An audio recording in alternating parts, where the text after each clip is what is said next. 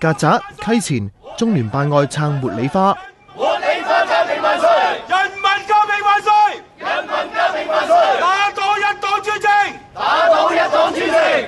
內地網民發動茉莉花革命，要遍地開花，香港梗係撐啦。起來，不願做奴隸的人們，把我們的血肉。社民連同班社運人士喺中聯辦外聲援，警察就例必緊張㗎啦。示威者將茉莉花嘅相摺成飛機，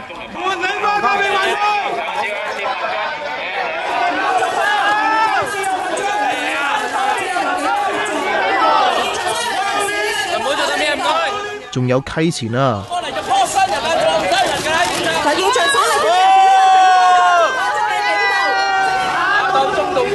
呂長毛就帶埋張貼咗兩隻小強嘅紙，串中共政權係垃圾。垃圾！佢想話貼上去都唔得啊！可以落翻嚟唞下先啦，你腳究竟係好親㗎？佢留咗45分鐘之後離開。